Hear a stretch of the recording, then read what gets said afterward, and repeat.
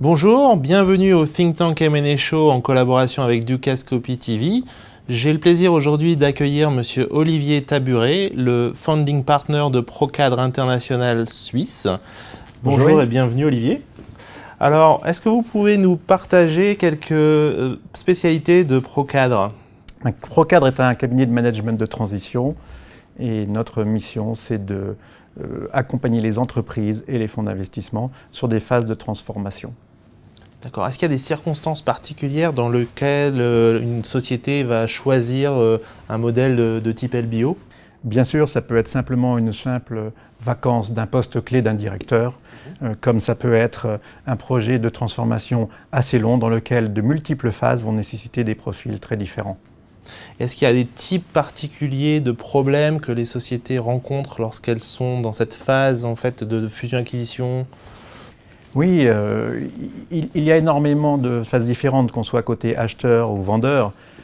Entre sortir pour une banque d'investissement un teaser, un info-mémo, ce qu'on appelle le Vendor Assistance Report, ou être côté acheteur et faire un assessment de toutes les fonctions de la société acquise, il y a énormément de boulot.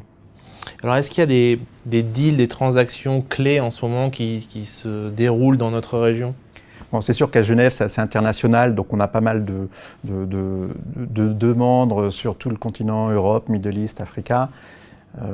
Néanmoins, c'est sûr qu'on a vu des transactions assez massives entre Lafarge et Holcim, aussi Monsieur Niel avec NJJ Capital qui achète Orange Suisse d'Apax Partners.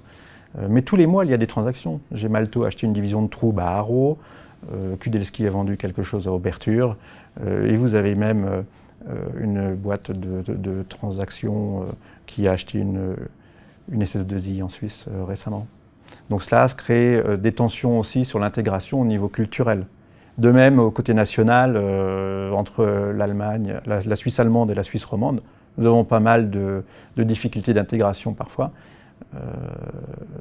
Ça va être le cas pour UBP avec RBS Scouts, même s'ils sont assez entraînés à cet exercice. D'accord, donc vous avez clairement une grande expérience de collaborer avec des fonds d'investissement de différents types, de différentes origines géographiques, avec des private equity. Est-ce que vous arrivez à partager avec nous des leçons que vous auriez apprises au contact de ces différents fonds?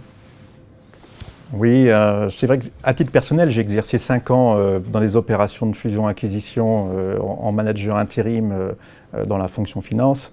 C'est toujours un plus pour un partenaire de cabinet d'avoir sa propre expérience sur le sujet. Le mot-clé, ça serait l'anticipation.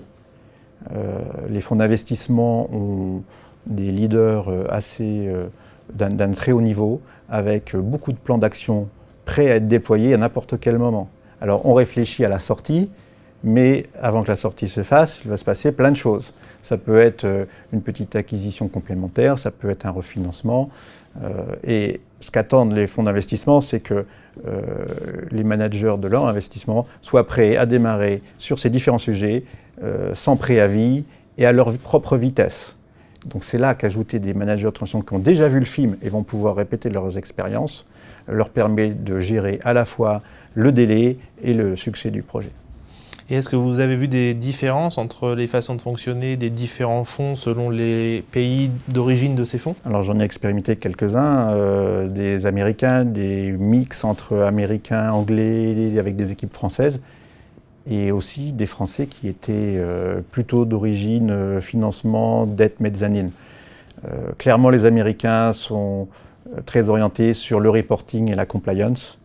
Les plus agressifs sur beaucoup de fronts d'un point de vue économique étaient les Anglais.